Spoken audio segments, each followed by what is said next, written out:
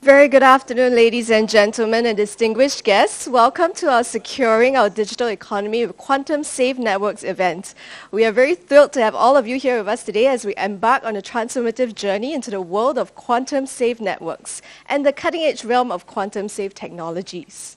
A very warm welcome to Singtel Future Now, our Thought Leadership and Technology Innovation Center. My name is Candice. I am the Manager of Innovation and Strategic Partnerships, and I will be your MC for today.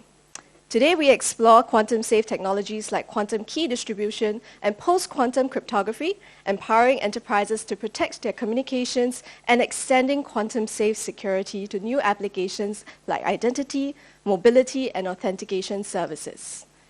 Joining us are industry pioneers and experts whose insights will inspire and drive us towards quantum-safe and resilient digital future. Before we commence, we have a few quick housekeeping rules to share with you. We appreciate if you can put your phone on silent mode. Kindly ask that food and drinks are not allowed inside the event hall. For those of you who need to use the bathroom, it is to my left. And photos and videos, obviously, will be taken throughout the event for marketing purposes as well.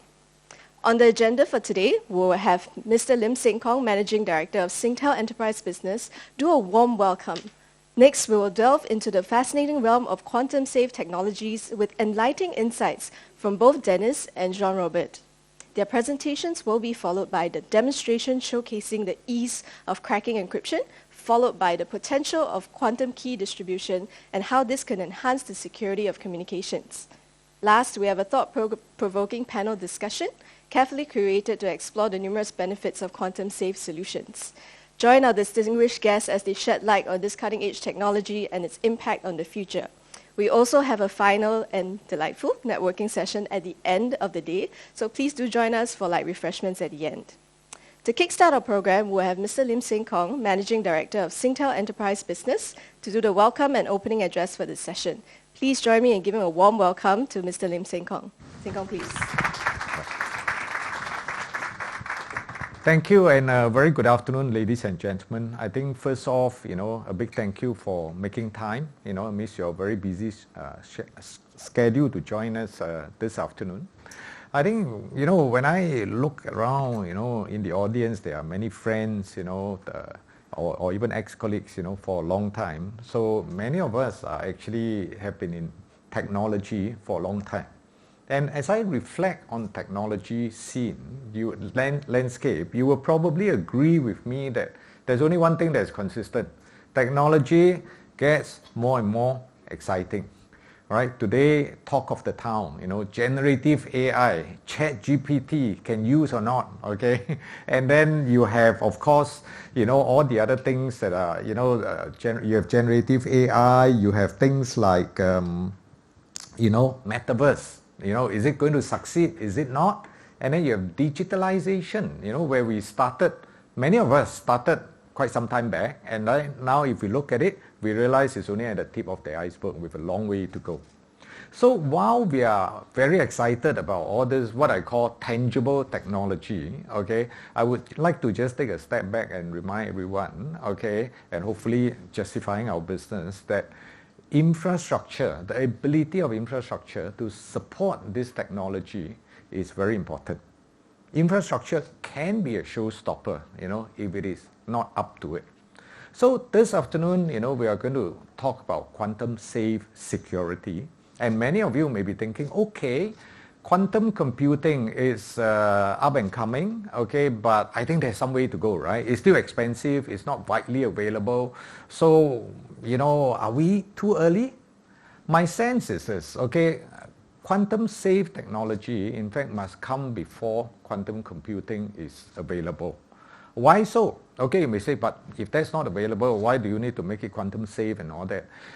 Just think about this, okay? Files that are encrypted today cannot be cracked with today's technology, can still be stolen, and when quantum computing, quantum technologies is widely available, the file can then be cracked if it is not properly protected today. All right? We can see from the local scene, I won't go into too much detail, but old information, old data, when finally the secret is out, it can be very damaging, right? Okay, so it's important for us not to think about this as a future, in time to come. But it is, I would argue, something that is a here and now thing. So what is Singtel trying to do in the quantum safe area? Okay, our vision is really to make it widely available on our network, so that you can transmit your data, your traffic with peace of mind.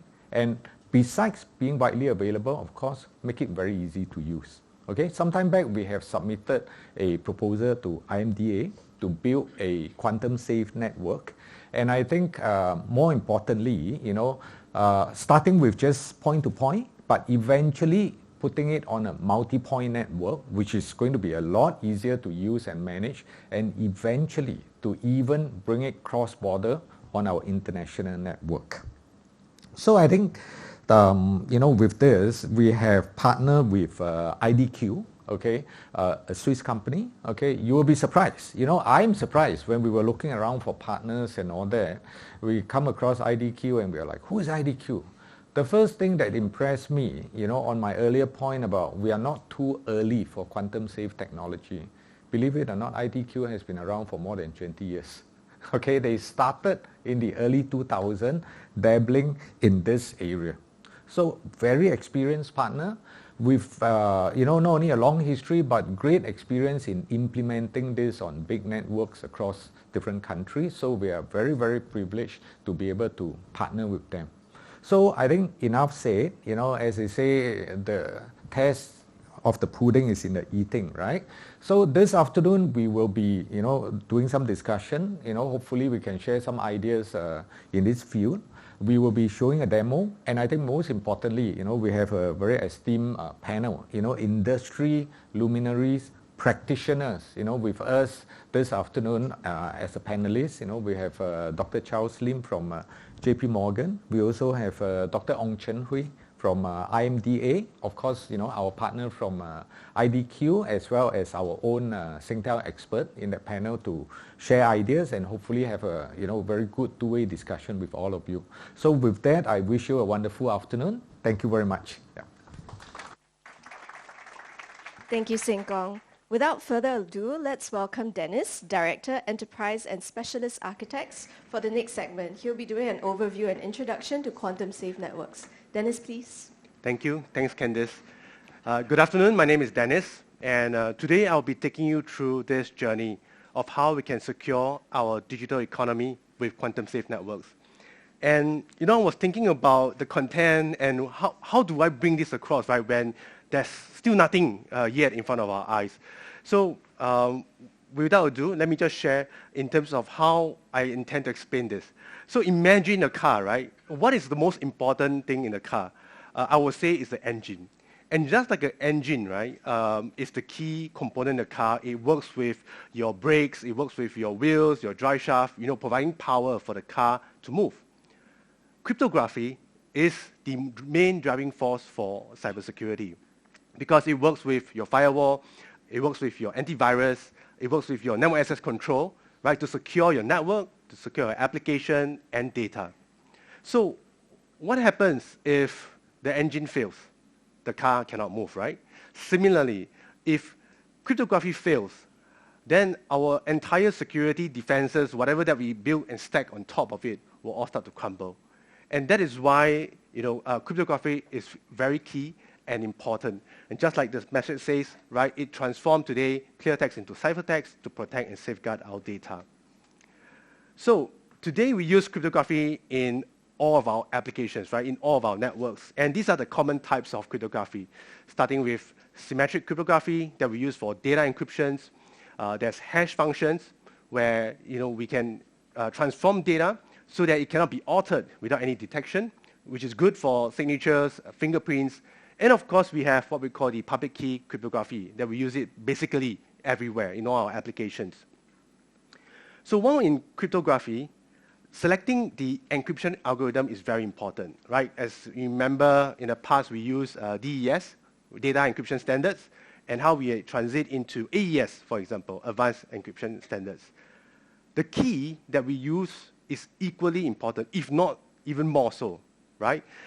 Because according to Kirchhoff principles, a key needs to be unique, It needs to be truly random, and it needs to be stored, distributed, and managed securely. Because without a strong key, it's just like having a door with multiple locks. But with the same easy key, that you can have one key unlock all the locks, then the door is rendered useless. And so that brings us to the next question. How does cryptography links to quantum computer and its threat?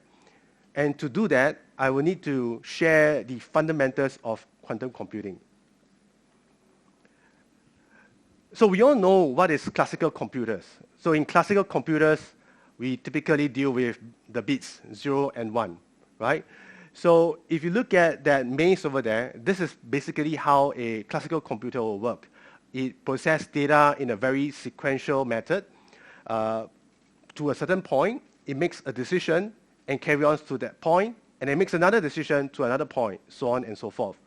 And because of this sequential approach, it takes a very long time when it's trying to solve complex problems, right? And again, if it doesn't reach its outcome, you'll restart the entire process, or maybe have to pivot somewhere.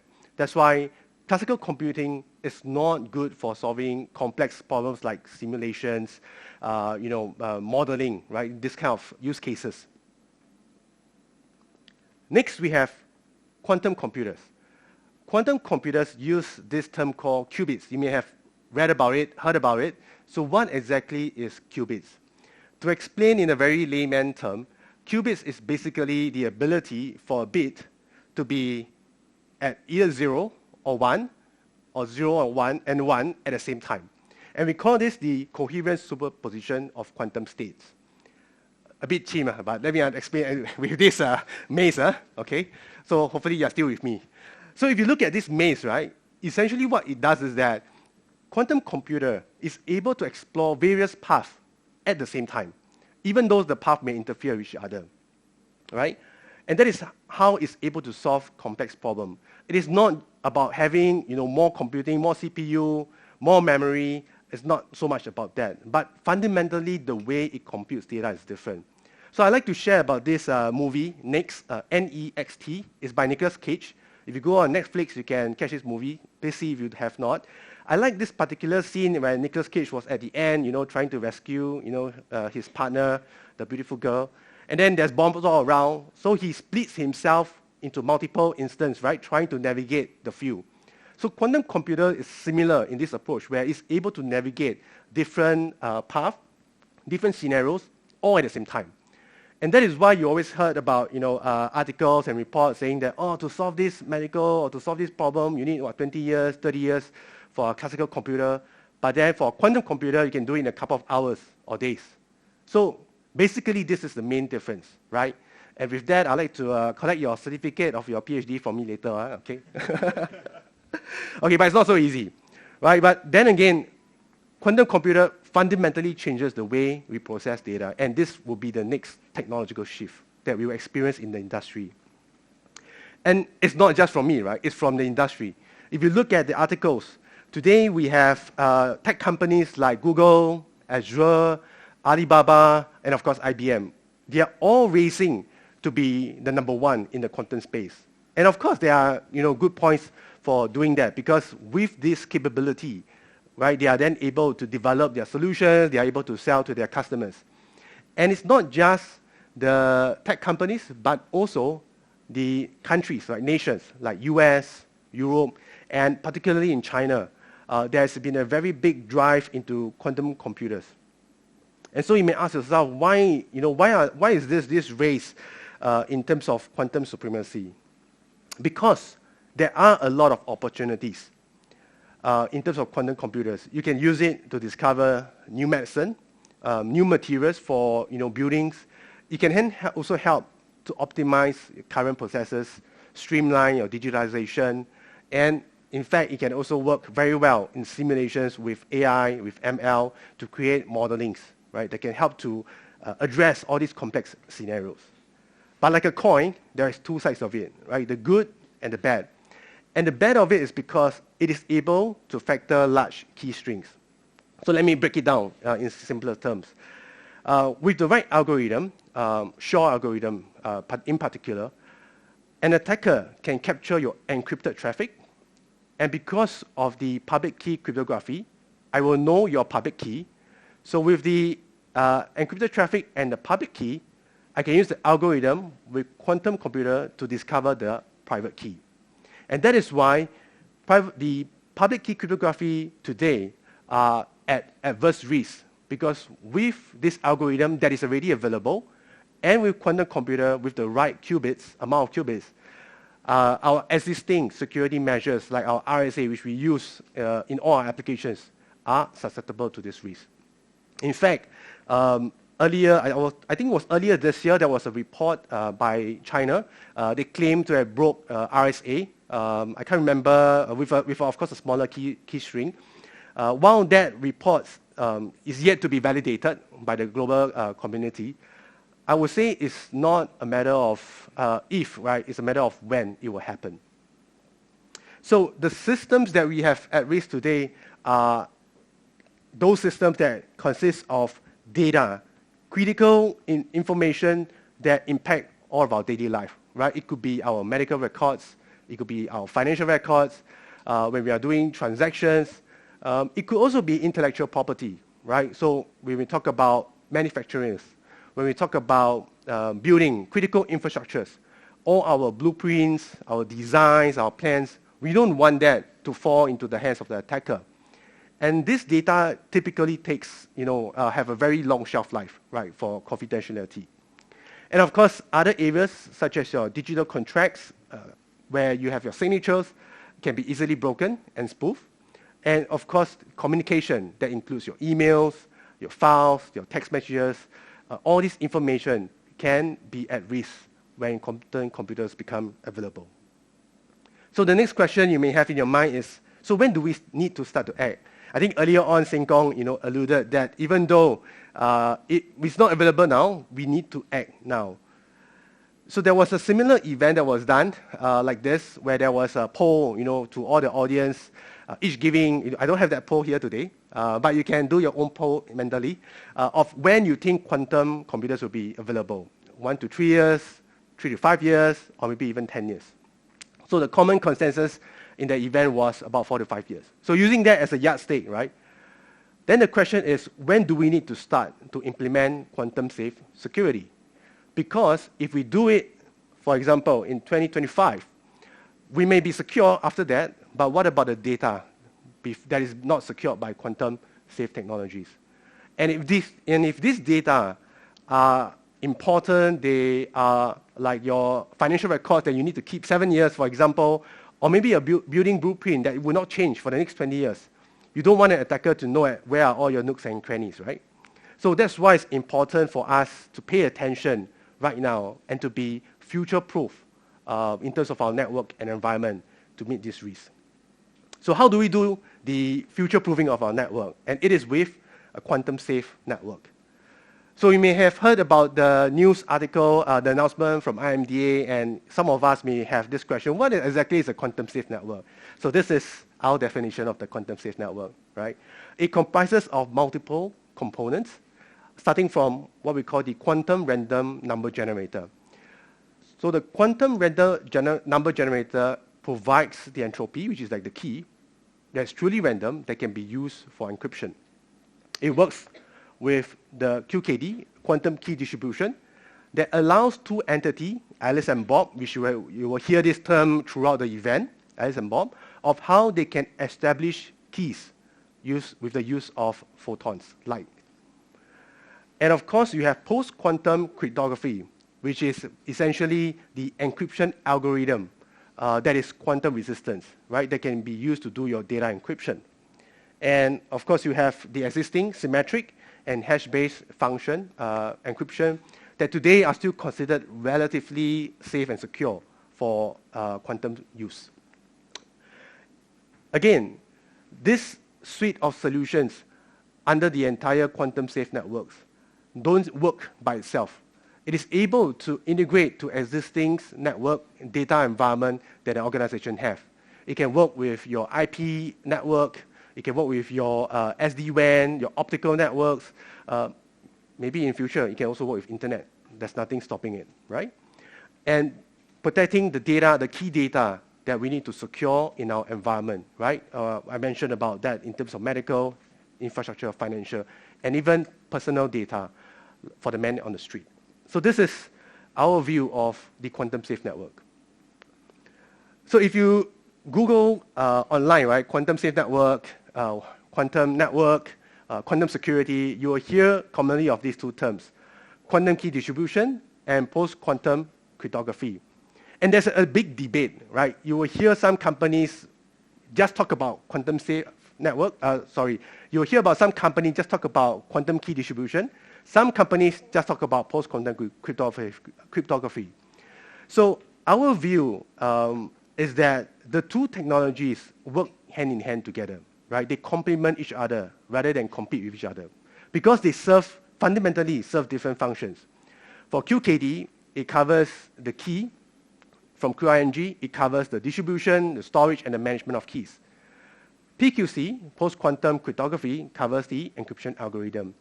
And in this diagram here, you can see how well both technology marries together in a typical customer deployment, where you have your edge, deployed with PQC, with a small QING chip inserted to provide the key, and in your core infrastructure, where data center, where you're transmitting long data that has a long period of confidentiality, secured by QKD links. And this is how both technology can work together. So next, I will talk about the QKD operations. Right? And to do this, it's going to be a little bit technical, but I'll try my best to make it as simple to understand as possible. So to understand that, as I mentioned early on, you have Alice and Eve. Alice and Bob. I keep thinking about Eve. I'll talk about Eve later. Yeah. Eve is the 第三者, okay? So Alice and Eve, and Bob. So Alice will send photons to Bob. And to understand why QKD is touted as unhackable or truly secure is because of the properties of quantum mechanics. For photon, it follows these properties that a particle can exist in more than one place at the same time. It cannot be observed without changing or disrupting it, and it cannot be copied. So to give you an illustration, I was looking at my girl blowing bubbles, right? The bubble toy, right? Okay. So imagine that when you're blowing bubble, you have a lot of bubbles all at the same time. So this is exactly what the properties are. And for the bubble, the moment you try to capture it, you try to measure it, you will burst the bubble, right? The second properties. And the third property is you can never capture a bubble and then resend it to another person because once you touch it, it'll break. It will never be the same shape and form. And that is why using this illustration helps you to understand the properties. And once you understand this property, then you will then be able to appreciate the whole operation, which I'll touch on that. So with this diagram, Alice and Bob, 还没有第三者, right? Okay. So Alice will send a stream of photon to Bob. And through sending this operation, Alice will randomly select a polarizer, right? And send the photons through different angles, polarization angles. And again, this is truly random. There's no agreement on how she needs to send to Bob. Bob, on the other hand, uses a set of polarizer to measure the photons that come, that he receives. After this operation, what both Alice and Bob will do is that they will then compare the results of the photons, the measurements that they did. And what will happen is that for those photons or that is error that doesn't match, they will drop those photons. And those photons that matches the basis of measurements will then be translated into bits and used as your key. So this is how the entire establishment of the key happens between Alice and Bob. At no time, this key is transmitted over this quantum channel. So what happened if Eve appeared? So if you have Eve that tried to intercept this quantum channel, whether is it to measure or to re-inject photon as a man-in-the-middle attack, you immediately generate error because through the measurements between Alice and Bob done earlier, they will have found this error and flag out an alert to the team to say, hey, this channel has been compromised. All the keys that was being exchanged will all be purged and cleared. So this is a mechanism that can allow the users to know if their network has been compromised. Once that is done, the keys are then passed on to the encryptors that will then do your usual encryption, right? With the data, go through the algorithm, encrypt to Bob. Bob will then have the same key to decrypt the traffic. So in this setup and in this design, Eves will not be able to detect or access the key without being detected, right? Because there will be an alert, and she will not be able to decrypt the message because she doesn't have the key. So this is fundamentally how the whole quantum key distribution operation works. And in the diagram, it seems to be Alice and Bob 2 points, right? And I think also Singtel mentioned, today, no customer operate in just 2 sites, right? There is multi-sites, and again, depending on what use cases you have, you could have multi-points all over Singapore and over the island. So how do you scale? How do you ensure that you're able to manage the network, right, and cater with all the high investment and upfront costs? And this is where the quantum safe network comes in play, where a customer, instead of building your own infrastructure, laying your own dark fiber, to connect up the various locations and sites, can simply connect to the trusted nodes. And as it has more sites, even though there's only one connection, it is still able to exchange and generate keys across all the other sites so that they can use it for encryption. Again, the key benefit for this is to help customers scale their network. It is also to provide as a service so that customers can focus on their business and leave the infrastructure, the network, the management, to the operator like Singtel. So lastly, I'd like to talk about the use cases for the industry. And today, we have seen quantum safe network being deployed in other countries, and they have been used for various use cases. Of course, these are the key, I would say, industries that will normally carry confidential data and information, such as your healthcare, or your patient data, your hospital systems are critical, and you don't want to have any compromise to that. In terms of utility, power plants, and also extending to other critical infrastructure operators, all our building plans, blueprints, our management systems, operation systems, especially when we have different plants, different data centers, we need to secure all this transmission in between. For transportation, airport, aviation, right, your flight plans, your airport management, operation data, traffic information are critical because you don't want somebody to hijack and then start to intercept your network and start to control all your land transport. FI, I've talked about it, banking systems, financial records, personal data. These are all highly regulated, and we need to ensure to our consumers that these are all properly secured and safe. Manufacturing, in terms of design, intellectual properties, whether you are having a nice design of the car that I showed in the first slide, or maybe designing a new mobile phone or a new chipset, these are all information that you do want it to be leaked out.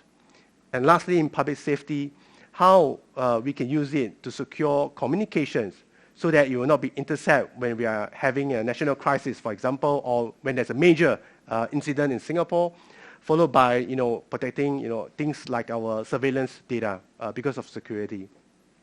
So with that, I have come to the end of my segment, and I hope I gave you a very good introduction of what quantum safe network is. Thank you, and I'm happy to take any questions later at the Q&A section. Thank you. Can we get a round of applause for Dennis? Thank you, Dennis.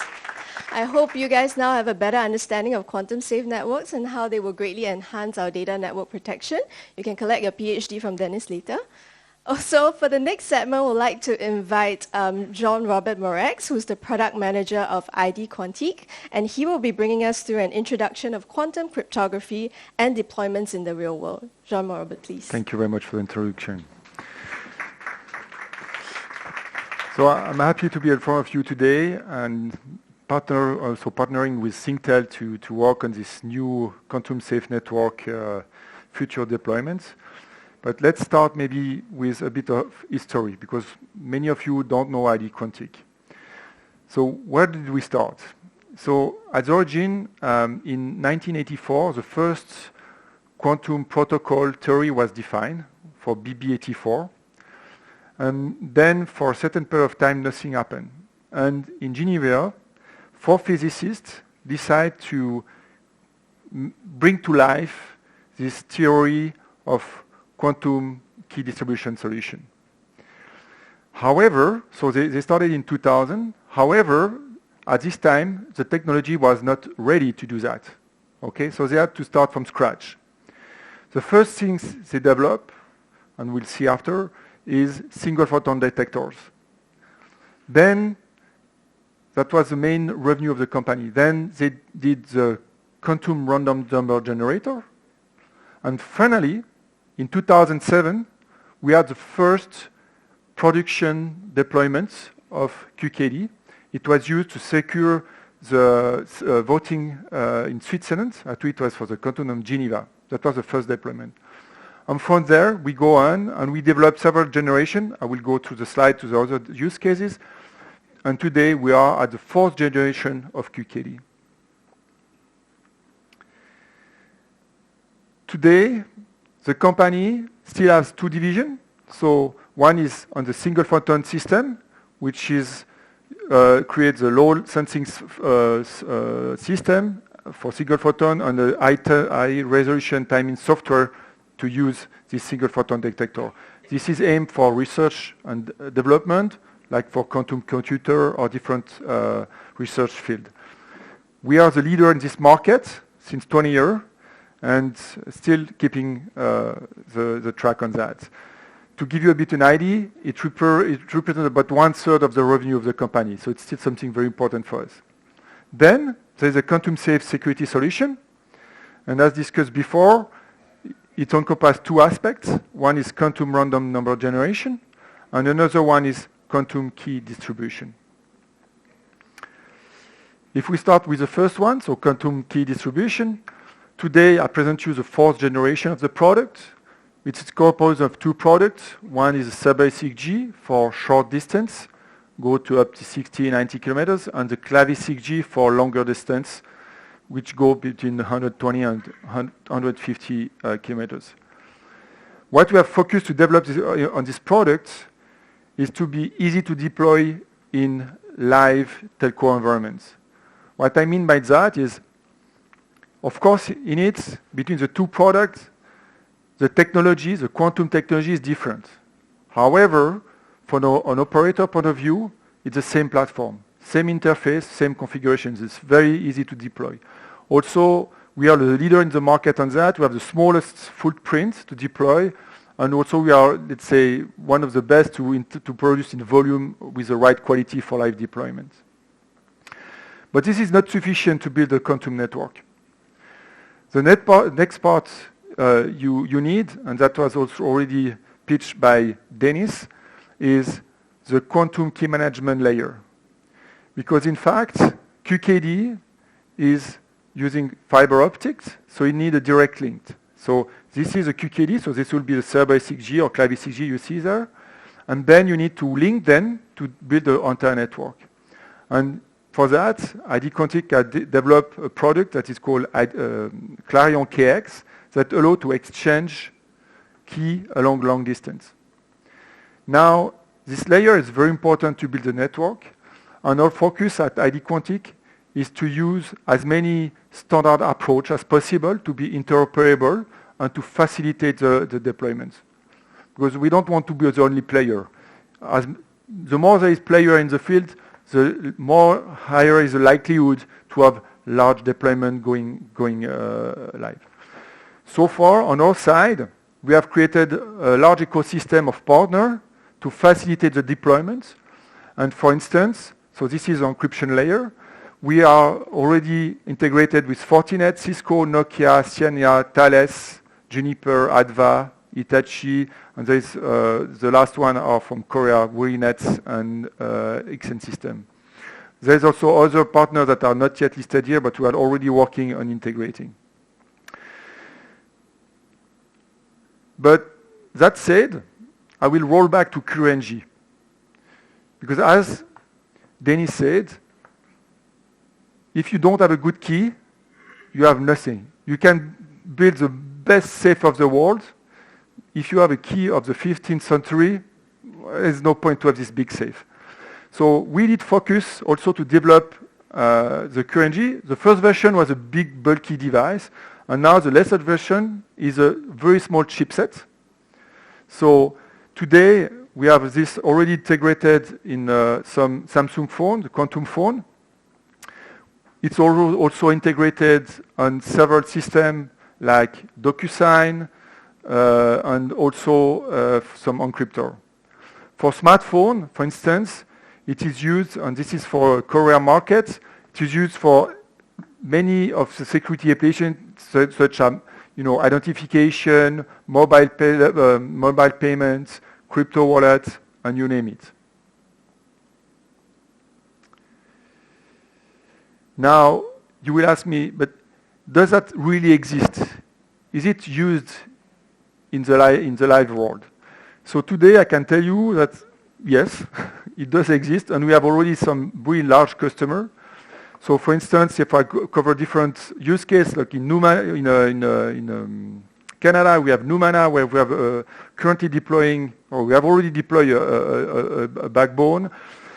We have also in Europe several projects. I will zoom back in the next slide, where we work with Deutsche Telekom, Telefonica, BT, Orange, and some other partners. We have also, for instance, in Poland, PSNC, which is a supercomputer network, where we have deployed a 380 kilometers system. In the satellite, we have also a QNG used to create this randomness needed. So one is for satellite QKD, which is in development, not launched yet. And another one that will be launched next year is for improving the GPS, the European GPS, that is Galileo. Also, what is important, as I mentioned earlier, is standards. If you don't have standards, you cannot grow the business, you cannot grow the solution. So we also actively work with standardization organizations of HC, ITU, ISO, and also some more country organizations such as NEA. Now, if I zoom from some typical use case in terms of large deployment, Europe right now is very active to try to build a European network. This project has been going on for several years. It started in 2020. With the first one was the OpenQKD, what was more like, say, university-driven to test the technology and validated the use cases. For this one, we were one of the main provider. We've sold about 15 systems at the time. Now we are in the second phase. It is a national phase. Here the idea is to build national network. So each country will build their own network. And the second phase will be the cross-border network. For that, we need to develop further standards to allow how to agree key between different countries, because then, of course, everyone wants to have the control on that. Okay? Then the other use case I want to mention is Korea. This is a very interesting use case. It has been deployed 2 years ago, and it's yet fully active. All the deployment has been done by ID Quantique in collaboration with SKT for this deployment. And we have about 27 nodes with 3 different key management layers that allow to interconnect 48 government agencies. And this one was a really, let's say, the biggest project we have deployed. Actually, it's the biggest network outside China. And it was really a very interesting project for us because it allowed us to really step forward in terms of competency, understanding how to scale this kind of network. Thank you very much, John Robert. That was a very insightful deep dive.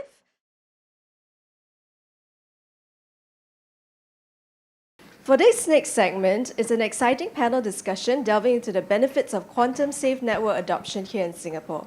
During the panel, if you have any burning questions, please feel free to scan the QR code above and then direct all your questions there. We will have a Q&A segment at the end. Don't worry about that. We have invited esteemed speakers from Infocom Media Development Authority, JP Morgan Chase & Co., ID Quantique, and Singtel to take you through what are some of the benefits of a quantum-safe network and the intricacies of adoption. Leading this panel, we have Dennis Lam, Director, Enterprise and Specialist Architects, to moderate this segment. Dennis, please. Thank you, Candice. Ladies and gentlemen, welcome to the panel discussion. I hope the earlier presentation plus the demonstration give you a very good introduction and reinforcing this with the panel discussion.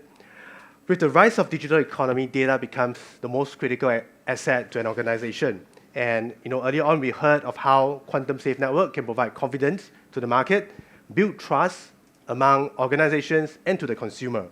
And today, we have gathered some of the brightest minds in their respective fields to delve into the adoption of quantum-safe networks and what benefits it brings to the enterprises in Singapore. It is with great pleasure to introduce the esteemed panelists for this discussion. First off, I'd like to introduce Dr. Ong Chen Hui. She's the Assistant Chief Executive of Business and Technology Group at Infocom Media Development Authority, where she oversees the agency's effort in developing the industry research ecosystems around emerging technologies such as AI, AI governance, 5G, 6G research, and trust technologies. Next, I'd like to introduce Dr. Charles. Dr. Charles is Research Director and Global Head of Quantum Communications and Cryptography at JP Morgan Chase & Co. He's also currently the co-chair of World Economic Forum Global Future Council on the future of quantum economy. Next, I'd like to introduce Jean Robert. He's the lead product manager at ID Quantique for its quantum safe division. He oversees IDQ product development, technology roadmap, and go-to-market related to QRNG, QKD, and key management. Last but not least, I'd like to introduce Kenneth Huang. He's the head client solutions and transformation in Singtel, where he leads the technical pre-sales and client solutions, as well as enterprise architecture team to support Singtel enterprise business globally. So, starting the panel discussion, I would like to direct the first question to Dr. Ong. What is IMDA's vision for a quantum-safe nation, and what is its impact on businesses in Singapore? Thanks a lot for having me. Okay. So I think one thing that has emerged in recent years is this discussion about the kind of opportunities that quantum computers can bring. Now, while there are no quantum computers today that can solve some of the industrial problems that we have, one of the risks that has been brought up as we speak about quantum computing and its capabilities is the ability to break our traditional classical cryptography. Specifically on some of the asymmetric cryptographic algorithms. And as a result of that, I think a lot of governments around the world have started to look at how they can actually address the risk, specifically around store and decryption attack. So this is where data is actually stored, critical and sensitive data is actually stored today, waiting for the day when quantum computers are cryptographically relevant and can actually decrypt that data. So because of this risk, and because of how complicated it actually is to move cryptographic algorithms, because they are so embedded into so many of our systems today, IMDA has started looking into what it actually takes to have a quantum-safe nation. As part of our announcements last month by Minister Joe Teo, we spoke about our vision for digital connectivity. We published a digital connectivity blueprint in which we set out our ambition in multiple aspects of connectivity, from wired to wireless. But a part of it is actually about building this quantum-safe network for Singapore. And our ambition is to bring Singapore to become quantum-safe in 10 years. What does that actually take? Actually, I think there are multiple steps. One of the announcements that we have also made last month is about the rollout of a National Quantum Safe Network Plus. So here, we want to partner with industry players as well as with telcos to look at how we can provide quantum-safe connectivity for the businesses here in Singapore. The reason why we are doing this, even though quantum computers are not around yet, and strictly speaking, maybe the cryptography cannot be broken today, the reason why we want to invest ahead is, firstly, Singapore government has always invested ahead for its digital infra. The fact that we roll out 1 GB broadband network to every home and to every business ahead of demand has always been our philosophy. And again, even when it comes to the security of the networks, that is also our philosophy. We recognize that to move all the businesses to become quantum safe actually takes multiple steps. Connectivity is just one part of it. There will be other aspects about securing the data and all that with quantum safe algorithms that has to come. And because that journey is going to be long, the journey of discovery and experimentation needs to be in place. That's the reason why we're investing in the National Quantum Safe Network Plus today. Thank you. Thank you. Thanks, Dr. Ong, for the insightful response. The next question I would like to touch on more towards the industry. And I would like to direct this question to Dr. Charles. How is quantum safe network changing the financial industry globally? And what are the benefits to enterprises? Would it be similar as well to other industries as well? Yeah, I guess you guys can hear me clear enough. So I feel that because quantum revolution is such a fundamental shift in thinking and also in cybersecurity practices, it's not going to only affect, let's say, the financial sector. It's also going to affect healthcare and other sectors, as already correctly pointed out by the earlier speakers. So I'll say for financial world, clearly data security is very critical for us, not only because we're a highly regulated industry, but also we move a lot of money on a daily basis, right? And hence, you would want these service providers to, get in touch with the latest technology for protecting, not only short-term, but also long-term kind of security assurance, right? Yeah. So for that reason, I feel, it's not surprising that the banking and financial sector is looking into equipping themselves with state-of-the-art, crypto techniques, but also, getting, let's say, updated in terms of what are the latest threats and what are the upcoming trends is something that all CISOs would normally do on a quarterly basis, at least when they do reporting. Okay, thank you so much. I think looking at your responses again, I think it's a matter of when they will start to take up, right? The industry, the organization will start to look into this, and maybe this question for Kenneth. How easy it is, for enterprises, to take up this service. I mean, bear in mind, we talk about the investments.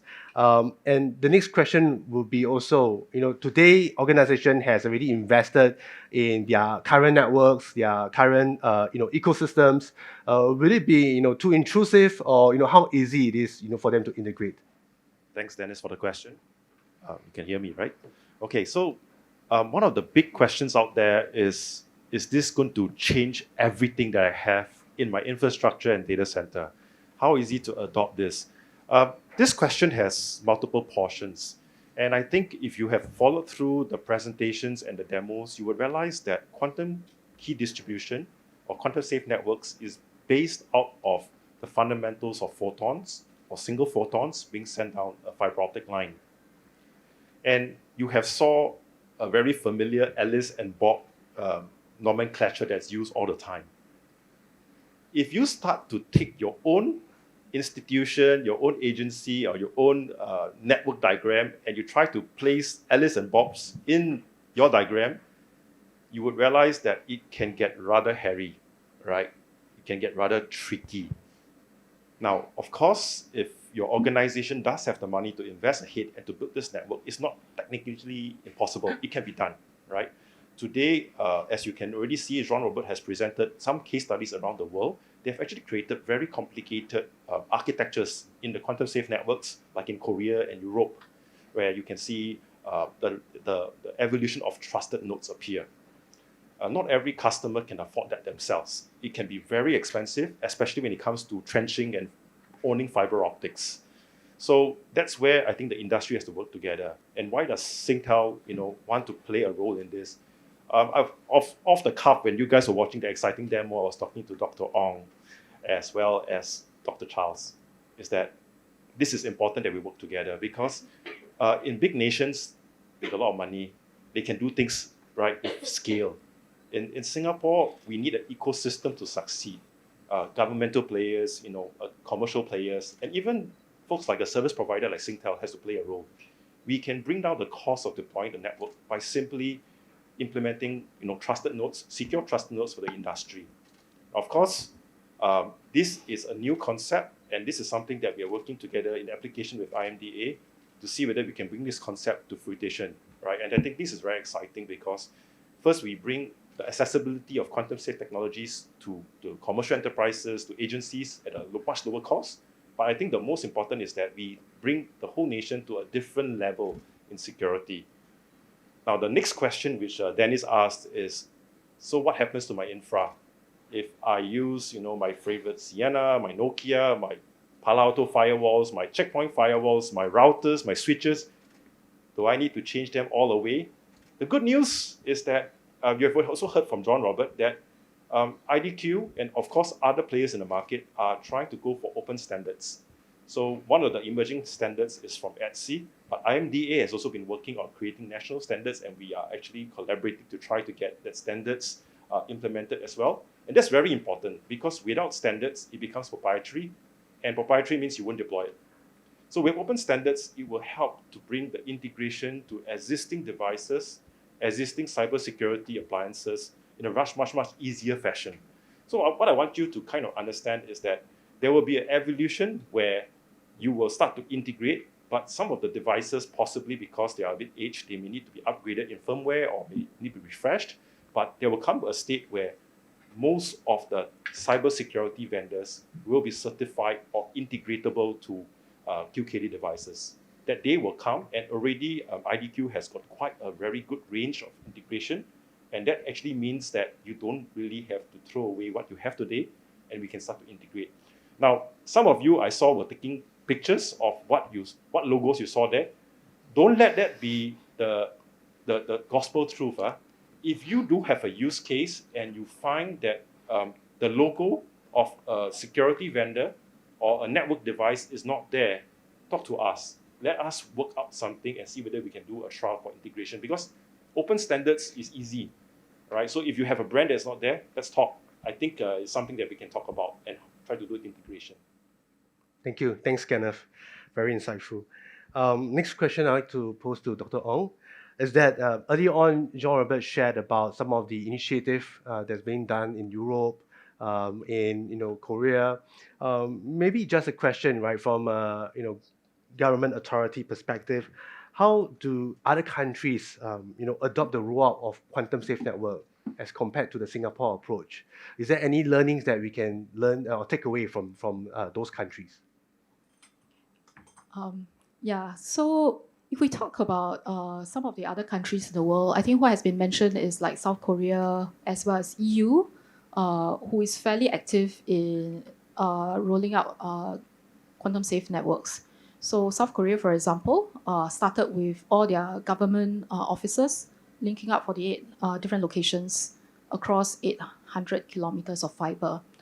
And this is entirely government funded, if we're not wrong. In EU, in contrast, they're letting individual nations build up the quantum safe networks first. And what they wanted to do is to look at how to create a EU-wide kind of network. So they will link up individual countries, exploring what it actually takes to link across long distances to have the quantum safe networks. Now, EU's a lot of times when some countries in EU is actually pursuing some of these quantum safe networks, they do look at sources of vendors and all that, understandably because of some of the security considerations. But beyond that, even countries like China, US are all starting to look at quantum safe networks as well. Japan too is rolling out its own metropolitan network. Now, so many different countries, right, all rolling out their networks. If we take a step back and look at what is their journey to get to where they are today, I think we can actually see a few, how should I say, common parameters. So the first being that it starts off with actually a very strong research community. And the research communities are the ones that built some of the earliest appliances. Even if they're hero appliances, they are the ones that built the earliest appliances. Including, yes, our expert. And in Singapore, we do have that strong base. the Center of Quantum Technologies actually started its research work more than 10 years ago. And the predecessor to the National Quantum Safe Networks Plus is the National Quantum Safe Network, which is a network that ties up some of the universities as well as some of the companies together, right? They made some assumptions and they have some, how should I say, early use cases. They use a lot of dark fiber, but that kind of trials are only possible because you have a quantum savvy researchers who actually took on the engineering, and you also have industry players, right? The likes of AWS, which was announced, some of the startups like Horizon Computing, emerged in order to look at the commercial aspects and enable some of these trials. Our experience, I think, is not unique. When we look at UK, for example, BT also invested in quantum safe technologies more than 10 years ago. They worked together with the university researchers to explore what it actually takes to build some of these quantum safe networks and invested in some of the QKD devices. With BT's knowledge and experience in what it actually takes to deploy at scale and what the researchers are able to have in terms of quantum research know-how, that was why they roll out trials early. And last year, they have actually also rolled out commercial trials, BT together with Toshiba for metropolitan London. When we look at South Korea's journey, there's also some similarities in there, in that there are investments. In fact, it was by some of the telcos as well, not just the universities. Some of their investments started more than 10 years ago, right? So actually the journey to bring some of these new concepts, new nascent technologies from concept to implementation is a long journey. And to Kenneth's point, it actually takes multiple players. It takes an entire ecosystem. It takes users who knows how these technologies need to be deployed in their environment, the nuances of it. It takes technology creators, the likes of Charles here, right? It also takes commercial players, because no technology, if it's not sustainable for the business, if it does not bring ROI, without the business know-how, that technology cannot be sustainable, right? So I think what we have seen in other countries who manage to become early adopters is that they have all these ingredients in place. I think Singapore, we are a lot smaller. Our scale ecosystem definitely is a lot smaller. It cannot quite compare. But at the same time, I think our ambition of what it actually takes to invest in technology, watch it being translated into something that is useful for the whole nation, as well as the maturing of the technology through our businesses. That ambition, I think, is shared. Thank you. And I fully agree with you that this is something new, and we are in this journey of adopting quantum safe network. And maybe a question to Jean-Robert. We talk about the technology is still nascent, right? How can customers and organizations ensure the supportability and interoperability across networks and platforms in the future? So in fact, as mentioned during my presentation, standardization of interface, open interface is a key. And the advantage with QKD is it's in fact a new infrastructure, but it fits very easily in the existing. You don't need to change anything. It's an addition and not a change. Then there are still, in terms of scalability outside the country, there's still some standard to develop. But overall, I think we are in good shape to deploy a large network. And if I can jump your message, in fact, for me, Singapore is a perfect ecosystem to start, because the size of the country, it will be fairly easy to quickly scale and have a large network that service all the authorities. And if I may jump to another topic that was addressed before, one of the challenge of the technology I see as a vendor is the understanding of the technology. And to be able to deploy, first, people need to accept this new technology. the people that in the enterprise that judge our technology are mostly coming from the cryptography, mathematical cryptography. So that means they need to upskill themselves in terms of quantum physics.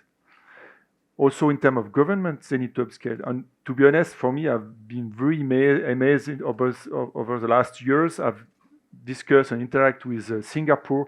I see the journey going very fast from really discovering the technology to, I would say, very soon mastering the technology. And in fact, the next step now is to have the local knowledge within the country to be able to master it also on your own. Thank you. Thank you so much, Jean-Robert. Maybe a question to Dr. Charles. I mean, we talk about the supportability and interoperability. From an industry perspective, what will be, some of the potential challenges and, roadmap for quantum safe network technologies? Yeah, that's a very good question. And, really just to add on to what the other, panelists have kind of like already added on, the products that we use, let's say in JP Morgan and broadly speaking across the entire financial sector, they sit on multiple infrastructures, not only on backbone networks, but also on edge networks and eventually, over different mobile networks. And some of them are being, interfaced through, let's say, CDNs, right? And different kind of, interfaces. So for that reason, I think, if you want the industry to adopt this technology and to appreciate the benefits that it brings, right? To the point of what Chen Wei said earlier on, what is the return of investment? They really need to see it being applicable to products. Let's say if I go to dbs.com, right? I mean, I'm not from DBS, but just saying, if we go to dbs.com, you log on to dbs.com, how can I, get access to the let's say the security being provided by QKD technology? So this for me is like the open question that not only the industry but also academia, people would need to solve together, right? So in a sense, you can start going baby steps. Start with the trunk network, then you start going up to the edge network. But ultimately, you need to be able to bring this to the end-to-end services. Yeah. Yeah, thank you, Dr. Charles. Dr. Ong, I mean, just to follow up from this question, right? Is there any possible avenues or support that enterprises can seek in adopting quantum safe networks in Singapore? Okay, as part of the digital connectivity blueprint, we do have that plan to have a quantum safe network, to have Singapore turn quantum safe, right? So actually there are multiple parts to this plan, and not all of it I think I can talk about today. But around National Quantum Safe Network Plus, for example, we have a few things that we want to be able to drive. So the first is to be able to enable our companies, as well as our government organizations, to actually have commercial partners, right, that can help them on the journey to become quantum safe. Now, for individual organizations or that your journey to become quantum safe, there's a part on the network and connectivity. I think Charles kind of broke that down very well. But there is also a part on how you actually discover where the sensitive data actually is and prioritize it and actually secure it. And we feel that this journey is actually sufficiently complex. And that was one of the reasons why we wanted to bring commercial players on board. Commercial players can provide you with the service level agreements that you actually need, the kind of support that you actually need, and to actually help to talk about future proofing, which is what Kenneth talked about, right? So right now we are evaluating the proposals and trying to look at whether some of the proposals that we receive actually meet some of the intent, the policy intent that we have. So there is a part on actually helping organizations get onto this journey. So whether that is in terms of enumerating the kind of use cases, discovering the kind of data that you have that might be sensitive, and then finally using some of the QKD technologies or other technologies to secure your network, secure your data, I think is one thing that we want to put in place. The second part about it is that we have also looked at what is actually needed in order to grow this ecosystem. So, for example, recently we have been working together with SoftServe as well as a National Quantum Computing Hub, to look at coming up boot camps and all that. Now, what does that mean for organizations like where you're coming from? So that journey to turn quantum safe, you're probably going to need talents, right? You may have use cases where you're not quite sure how that can actually be secured. I think some of these ecosystem activities that we have is about collecting the use cases, finding solutions to it, and also bringing the interested and right parties, the people who have the knowledge and the willingness to get into this space together. And I think in terms of that talent and capability build-up that all organizations will probably need to embark on, that's also another way in which we're helping. Okay, thank you so much. One question here, maybe for Kenneth, is that earlier on we talked about quantum safe in Singapore. Today we are in a connected world, global economy. How can companies adopt this service that scales beyond Singapore? Is it even possible? Thanks, Dennis, for the question. This is, I would say, a dream of many organizations to have quantum safe networks and protection anywhere in the world. This is a dream today. And earlier in the presentations, you will have noted that Jean-Robert did talk about attempts to do satellite and other methods that we can try. But I think the reality is that today, this is a heavily researched topic. Within Singtel's, I would say, strategy is to use multiple techniques, QKD, PQC, use these techniques together to solve this problem. So we will be looking into these few areas to see whether we can use quantum keys coming in from a QKD network and integrating it with PQC to extend the reach of the network beyond our shores or beyond a longer distance. I think this is going to be very, very key as we start to think about how future use cases can be deployed. And just wanted to add one thing, to kind of maybe get the life up in this studio here, all right?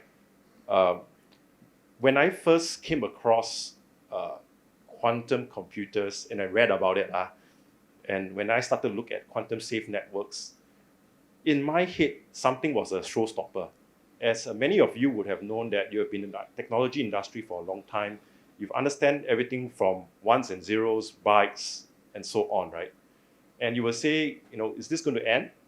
Is quantum computers going to take over? This doubt is in your head sometimes. When I look back at history, right, of evolution of technology, I don't know whether you guys recall, I think some of us still recall, there's something called analog. Many of us have, okay, I must admit, I was a child then. We played with analog radios and so on, Analog technology used to rule the world. If you look at World War II, you look at other forms of communications before that, they were all analog. When digital came in, it quickly transformed. And I know you probably knew also that analog TV existed for a long time, but it was now all shut off in preference for other means that are digitally delivered. Quantum is going to be that revolution after digital, right? So why the speakers here have talked about getting ready for it is actually very real. You would already know that Singapore is a vulnerable country. We have to make peace with a lot of people. At the same time, we are also being probed, right, quite a lot in a cyber sense. So it's very important that we actually take care of our infrastructure, all right? As a telco, we also have to protect our infrastructure, our customers' infrastructure, to serve the needs well. And this is quite serious because if we cannot communicate and cannot pass data with integrity or trust, Singapore would actually suffer as a nation that is trusted in Asia and in ASEAN. For us to take this technology and export it as across multiple nations to provide a service is definitely in our interest. Once we have actually operationalized the network with IMDA and try to get the use cases up, this is definitely our intent to try to roll out to other countries with a mixture of technologies like PQC and QKD. And this is quite important for us, Singtel, and of course of Singapore. Thank you, Kenneth. There's a question here. Is there a gap between the theoretical promises of QKD and the practical deployment of it in the industry? If so, how can we close this gap? And I would like Jean-Robert maybe to answer this question. I think, well, if there's a gap, is probably on the trust. And as I think, as Charles mentioned, today there is a theoretical approach of the QKD, then there is implementation. And today, to deploy a QKD to secure a critical infrastructure, you need to trust the technology. And in fact, one of the activities we are actively doing at IDQ is try to have our platform certified. But have only our platform certified is useless. I mean, the whole industry need to be certified. So we work also with other players of the industry to have a framework, and we work with HC organization mainly today. And the goal is, at least for us, to certify a product against common criteria. And then it will facilitate deployments in all critical and sensitive information infrastructure. Thank you. Thank you, Jean-Robert. So in view of time, I would like to thank the panelists for their participation and also their insights given to the audience. I think we have all learned a lot today about the adoption, the benefit, and what other countries are doing and how it's applicable to Singapore, as well as some of the forward-looking thought of how we can scale beyond Singapore. And with that, let us put our hands together to thank the panelists for today. Thank you.